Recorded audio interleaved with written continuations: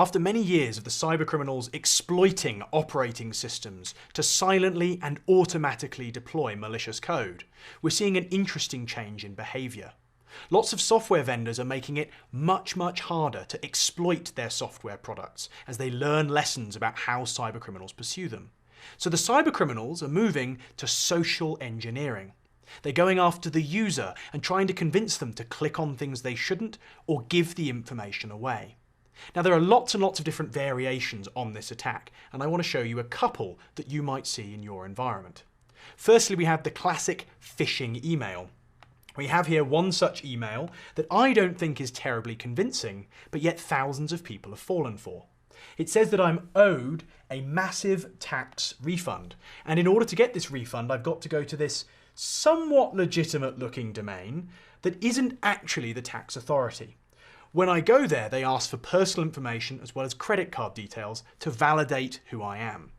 Of course, attacks can be a lot more convincing than this, indeed even tricking the most savvy of IT security professionals. Have a look at this, the Social Engineering Toolkit.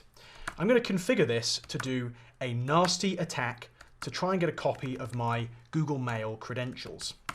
So here we go, I'm selecting to launch an attack against Google Mail, and this is going to intercept any requests from the local network to Gmail and try and steal the username and password.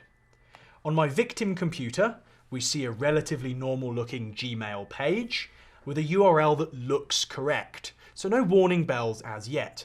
Things are a little slow to load, which could be an indicator, but most people wouldn't pick it up.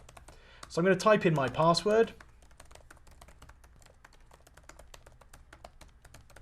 and submit it. It's a nice secure password, of course.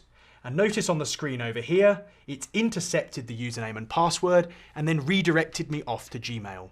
I'm none the wiser that the attackers have the credentials. Of course, security awareness is a really important step in avoiding these kinds of attacks, but from a control perspective, you want to implement viable defense in depth. The more controls you implement, like IPS, anti-malware and the like, the much more likely it is you'll pick up the attackers as they attempt to perform these attacks against your users.